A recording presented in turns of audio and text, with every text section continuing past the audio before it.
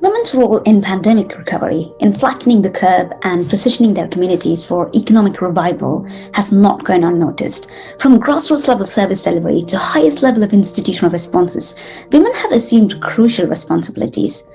However, even as women are publicly praised as heroes for taking on frontline roles in battling COVID-19, there are the unsung protagonists of a parallel battle, the shadow pandemic.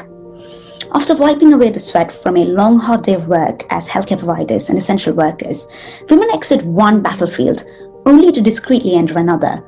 A public bus where they have to worry about their physical safety. A text to let someone know that they've made it home okay for the night.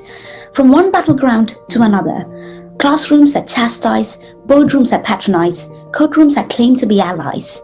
Kitchens and laundry rooms expecting compromise. A bottle of acid that can disguise. A dark-lit alley that can paralyze. The shadow pandemic has interrupted girls' education, increased child marriages and domestic violence, reduced access to abortions, and caused unplanned pregnancies. Women are also overwhelmed by household and caretaker responsibilities and more likely to lose their jobs, because around 40% of all employed women work in industries hardest hit by COVID-19. And even as women are praised as leaders, change makers, and peacekeepers, they're also simultaneously unprotected, overworked, and underpaid.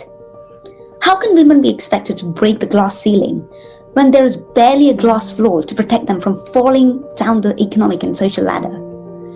COVID-19 did not create these circumstances, but simply allowed to peel the curtain and lay bare existing inequalities. From uneven access to education and employment, to lack of legal protection, bodily autonomy, and political representation, the fight for gender equality and empowerment has a long way to go. And all economic and social responses to the pandemic must take gender into account.